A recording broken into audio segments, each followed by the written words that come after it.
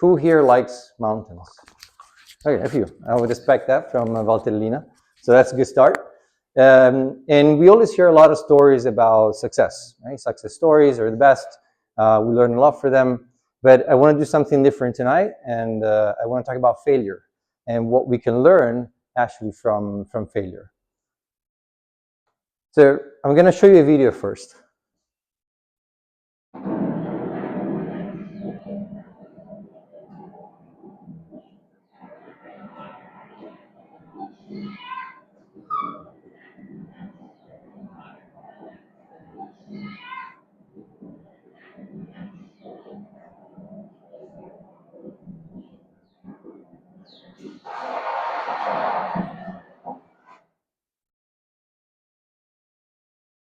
And another point of view of the same avalanche.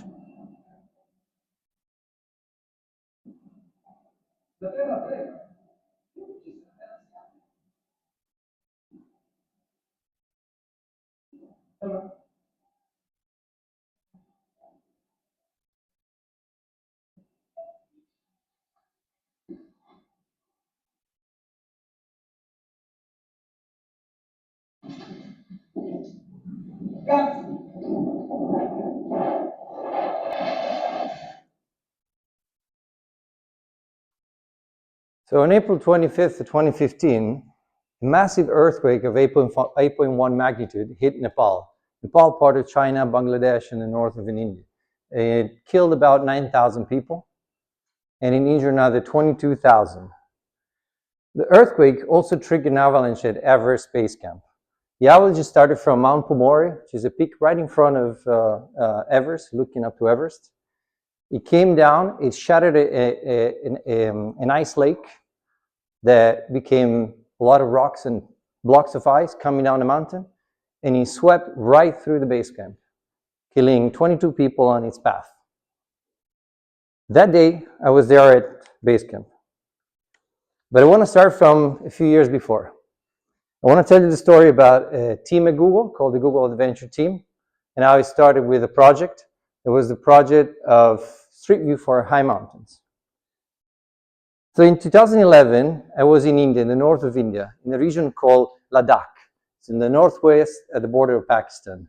I was there just on a break. I was working from Google India's office, and I was there admiring the Himalaya. It was my first time seeing very big mountains. I was used to Alps and mountains in California, but I'd never seen the Himalaya. It was my first time. At the same time, a friend of mine called Dan Fredenberg was in Nepal, trekking to Everest Base Camp as a holiday as well. Both of us came back from that adventure with the dream of going back to mountains and showing those mountains to everyone, all people that could not access them because of whatever reason, like my mom, for example. And remember that at that time, Google's mission was to organize the world information and making it accessible and useful to everyone. So we thought it could fit quite well to make some of the highest mountains in the world accessible to everyone. And so we decided to bring Street View to those peaks. And so we started testing if that was feasible. And this was our first piece of equipment. We used a normal Canon camera, EOS camera that you could buy anywhere. We put a fisheye lens on top of it, and we had a tripod. And we carried a compass with us. The compass was telling us where north was. We would face the camera to north, take 4 pictures, and then use software to stitch those 4 pictures with a fisheye lens together to produce a 360 panel of the environment. And then we would put the tripod in specific places, take a picture, move it to the next one, and so on. And so we started testing those in some of the mountains in California. And so the first question with our dream to take some of the highest mountains in the world accessible to everyone, the first question was, could we actually do it? Are we the right people to do that? Are we the right team to do that? And so if you look at mountains in the world, 8,000 meter peaks and so on, they're all in the Himalaya, okay? If you exclude the Himalaya, the highest mountain outside of the Himalaya is in the Andes, and it's called Aconcagua. It's at the border between Argentina and Chile, and it's almost 7,000 meters. So we said, that could be a good testing ground. And so at the end of 2011, we take vacations from work, and we head out to Argentina without any training, any mountaineering training, only to test whether we could be good for that project. Why Aconcagua? Well, it's very high, but at the same time, it is non-technical. You could literally walk up to the top of the mountain. But it's very high, so you got to test altitude. We wanted to know how our bodies would react to altitude and cold temperature. It's also not very expensive.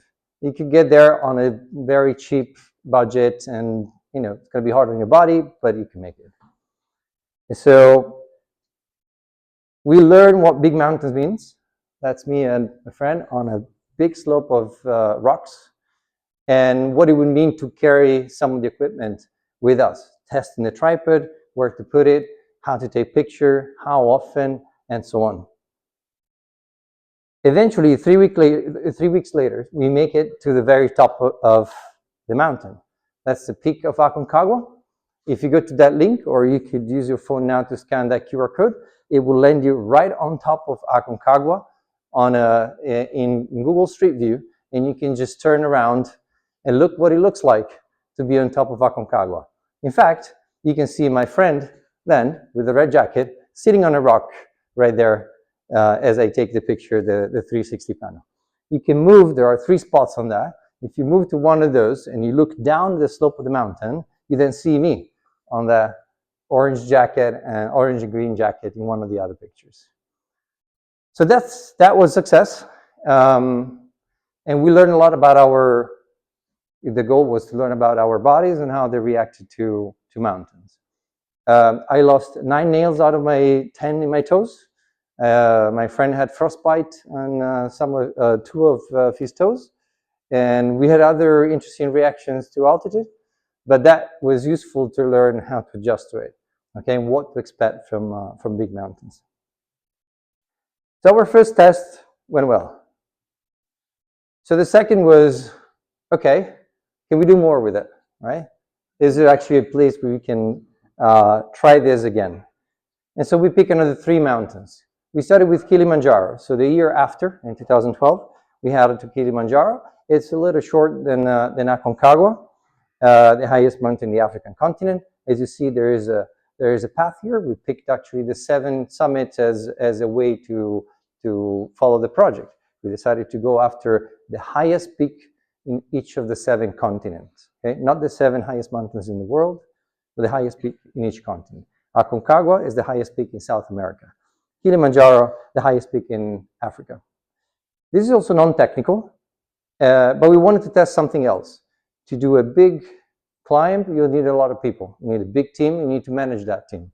So for Aconcagua, it was just the 2 of us. It's easy. You can coordinate a lot of things very easily. You pack small. But then here, we actually went with a bunch of people that were our team, plus a lot of helpers and people carrying stuff and so on. So how do we manage those logistics was the way we intended to test these mountains. This is me at the very top doing that thing. Tripod, facing north, for picture, and then move that thing along. We learned a few things from this. We learned actually that gear is very important.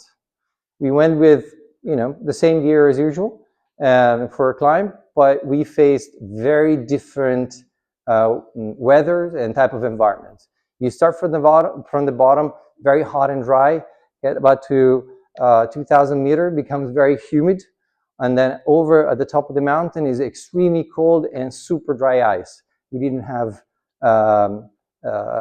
crampons with us, so we actually had to scramble up ice without absolutely 0 protection, and that was not smart. So we learned about planning very well for gear. A few months later, we went to Elbrus. Elbrus is, contrary to what my people think, the highest mountain in Europe. It's actually the highest mountain in Eurasia, includes Europe plus Russia. It's at the border between Russia and Georgia. It's a very interesting peak because there's actually 2 peaks next to each other. One is slightly higher than the other one. Also non-technical. You can walk up to the top, but it's extremely cold. It's very, very cold. It can get to minus 50 degrees, and there is wind gusts up to 100 kilometers per hour. So extremely bad environment. And there was something that we wanted to test. So if you go to mountain, something can happen to anyone in the team. And if I specialize in taking cameras and I'm the only one that knows how to use it, well, then the mission is screwed, because no one else, even if the other people are fine, no one else can take the pictures. So we wanted to actually make sure that anyone can do a little bit of the mountaineering aspect of it, a little bit of the technical aspect of it, and so on. And so we wanted to make sure that the team was fungible. This is what it looks like to go up there with very, very strong winds. It's extremely exposed. But at the end, this one was successful, and this is what it looks like to be on top of Elbrus, looking at Georgia and over towards Turkey that way. So that was another success. The year after that one, we decided to go on something a little bit different. We tried so far non-technical climbs. We needed to try technical climbs. Why? Because to go to the big mountain, you have a lot of gear and ropes and other things that you need to deal with. And so we wanted to figure out, like, how can we use that equipment, the tripod and the cameras, in a situation that is slightly different. The highest mountain of Oceania, the Australian continent, is Karsten Pyramid, also known as Aconcagua. It's a mountain in the island of Papua. Papua is it's an island that is divided in two. Papua New Guinea is on the east side, and the west side of Papua is part of Indonesia. And Karsten Pyramid is very interesting because next to it is the second largest gold mine in the world. So half of the mountain is actually missing because there is a big hole that's been carved out. Also, the whole island is, well, the part behind the mountain is protected because tribes live there. And some of the latest cannibals in the world, up until the 1990s, live in that area. So it's a very interesting place to go to. What makes it hard, though, is not the altitude. As you can tell, it's like Mont Blanc, right? It's not very high. But the logistics of getting there are extremely complex. You cannot go through the mine. It's forbidden. It's closed. There's mercenaries around it. It's just a bad place to be. You have to go all the way around, which means going through the jungle, in the mud, with deadly snakes, deadly spiders, cannibals that are no longer cannibals, for about 12 days to get to base camp. And then when you get there, you're facing a big wall of limestone that you have to climb vertically. However, you cannot climb Karsten Pyramid directly because the peak is too sheer. So you have to climb the peak next to it, and then there is a Tyrolese cable that connects the two peaks, and you attach to the cable, and you just pull yourself all the way to the other side, and about a 500 meters drop underneath him. And so the logistics of carrying big cameras, it's a bit more complex. So this is what it looks like to go through the jungle. You know, bridges that we had to figure out how to cross with all the gear, and mud puddles that they just suck you in, and so on. And that's what it looks like at the top. Not the best picture. This was cloudy and snow that day, so very cloudy that day. But if you turn the camera around, you'll see some blue. You can still find that up there to these days. So we proved that we could do that in different environments: technical, cold, managing people, and we learned a lot along the way. But one of the things that we learned was that with that little camera that we had to move, put it in another place down again, and take pictures, you just get that one picture. You don't get the feeling of what it means to walk there. Luckily, at that time, Google was developing a new type of equipment that we're going to see in a second. But the big question at this point was, okay, we proved all these things. Can we actually scale? And so in 2014, we decided to go to Everest, highest mountain in the world, and of course, one of the 7 peaks, highest mountain in Asia. Characteristics of the climb are a little bit different. It's technical, it's expensive, and you can also die in. And so we had to prepare for quite a while. Also, the other mountains, you can climb them in 2-3 weeks at most as a trip, total trip. For Everest, you need 2 months. 2 months between the logistics, going there, and everything else that comes after that. Google was developing a new type of camera at that time. Actually, it already developed it. And what it did basically took that head that you see, has 12 cameras on it, all around the circle and some on top. And it was the same head that was used originally on the Street View cars. The early stage Street View cars, they used to have that on top of it as they were driving around mapping the streets. Now it's a lot smaller, but that was the thing at that time. So the Google Street View team put it on top of what looks like a backpack, connected to a battery. This whole thing is a big giant battery, and a bunch of hard drives and CPUs that could process the data fast enough from the cameras to the storage place. And that thing could go for a few hours. Now, we had some challenges. Cold, for example. Very cold, those batteries don't last that long. And so we tried a few things. These are some pieces of equipment that you find in mountaineering stores. You put them inside your boots or your gloves. Actually, you put that pad in your boots and your gloves. And these little tiny batteries, they keep you warm. Yeah? And so we were trying to keep the battery warm with another battery. And that will give us a better life battery life on the bigger ones. The other problem with this is very heavy. It's more than 20 kilos. 20 kilos on your back at that altitude, it's not easy to carry, especially because it's a big piece of metal attached to your back. Also, the cameras are heavier than the batteries. And so you are very top heavy. When you walk, you do something like this. So it puts a lot of strain on your body, on your core. So, you know, tough, but the promise was full path, okay? Continuous pictures. So like when you go on Google Maps and use Street View, that you can continue seeing the road, you can continue to see the path that we were walking through with this. We set up a tent, a base camp, and we were managing our hardware on a specific tent. All the boxes that you see there were different pieces of equipment, pieces of replacements, so that we could actually replace if something was going wrong. We had 2 units of that, plus a bunch of spare parts and computers and processes unit. So we had a full lab at base camp. The logistics were extremely, extremely complex. But things were working well.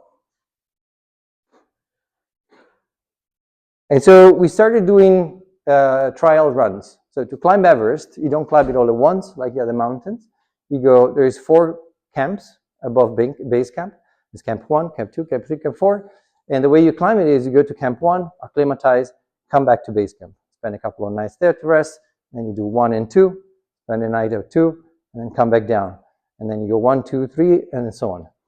And so we started testing equipment, and in this case, it's one of our Sherpa that is carrying it, and me trying to figure out how to make it start in the cold with a phone. Because the only thing, the way you could control it was through an Android phone connected with an USB port, which you can imagine like using that with big giant gloves, how easy that was. And that's the kind of environment that we were in with that thing. So big crevasses with ladders and ropes and in a mountaineering gear. But things, they looked amazing through both being there as well as the picture that were coming out of the Street View cameras. This, by the way, it's called the Icefall, and it's the place from base camp to camp 1.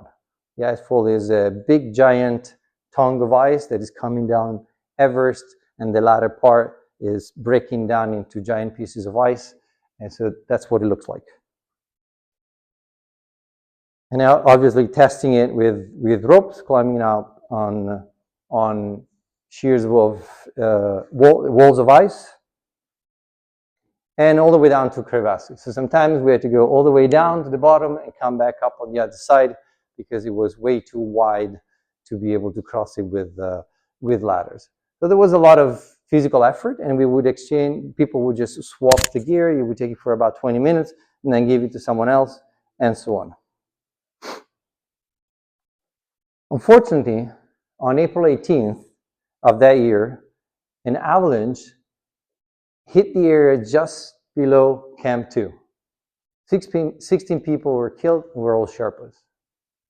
You can see at the top of that picture, there's that rock area, a giant piece of ice broke down and swept the path there was the path between Camp 1 and Camp 2. Those are some of the backpacks that were left.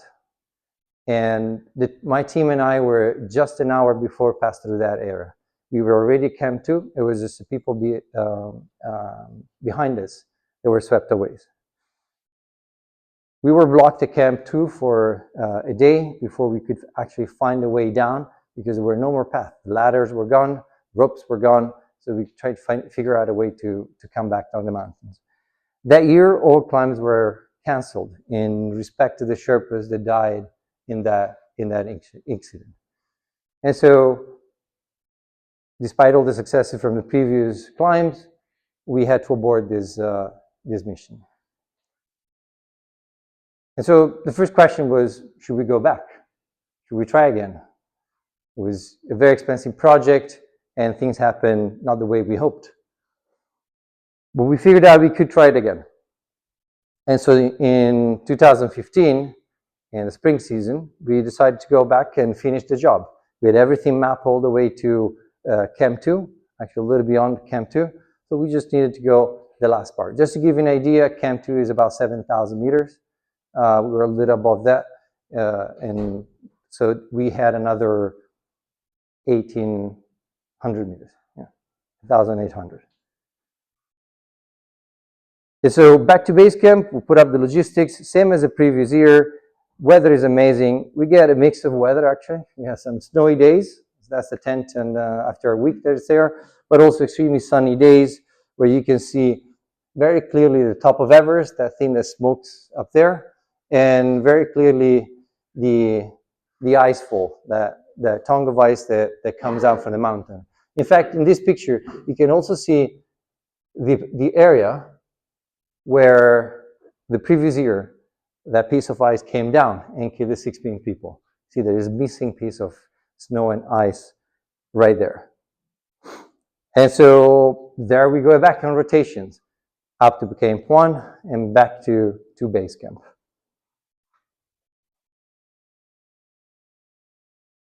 As you saw from the videos in the beginning, on the 25th of April, the avalanche happened.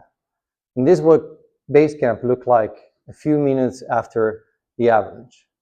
Tents were destroyed, a lot of things were shattered, scattered around, and a bunch of people were missing. This is what some of the tents looked like, or what's left of them.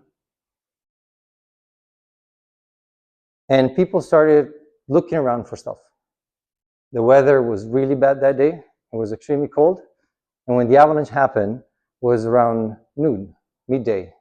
So a lot of people were actually in t-shirts because on Everest Base Camp, it's all ice. Around noon, it's 33 degrees Celsius. So it's very hot. And suddenly, you lose all the gear. Afternoon is coming, the temperature is dropping to well below zero. And so what people were doing was trying to find whatever piece of equipment, jacket, gloves, shoes, to put on. Didn't matter whether it was theirs or someone else's.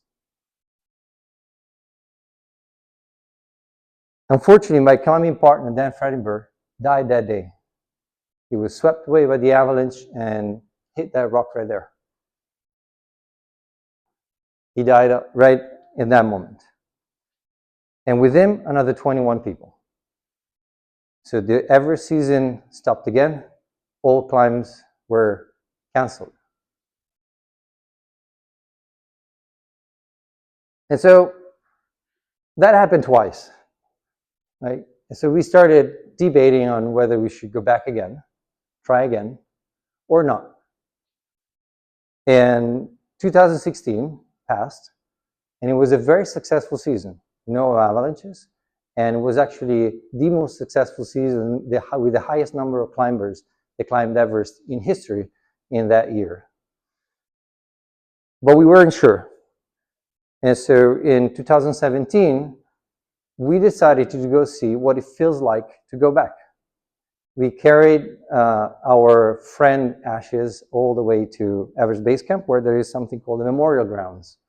The memorial grounds are a bunch of these structures that you see there called stupas, or Buddhist temples, mini temples, that remember people that died on Everest. Scott Fisher, the famous climber, has a stupa right there. There's a bunch of other famous Everest climbers. And so we carried the ashes of Dan over there, and our trip ended right there. So a lot of people ask, would you go back to Everest? Would you try a third time? Would you try to finish the project? And that's something that I've been debating a lot with. There's certain days that I wake up and I'm like, yes, I need to go back. I feel the need to go back and finish it. And other days and I'm like, I don't know if there is a purpose for me to go there. Why should I go there? And so I wanted to reflect on the true reason for doing that in the beginning. We didn't want to go to Everest because it's just cool to go to Everest, to climb Everest, because someone else has done it, and so we wanted to do it too. We wanted to go to Everest because we had a purpose, which was to make accessible those high mountains to everyone as a team. And that purpose didn't exist anymore. And so I'll leave you with what was my conclusion on that, which was that whatever project or mountain you decide to take on, do it because it means something for you, not because someone else has done it. Do it because you want to leave a mark. And someone said it much better than me. The British author Deborah Margaret said that the only real failure in life is failure to try. And the true measure of success is how we cope with disappointment. Thank you.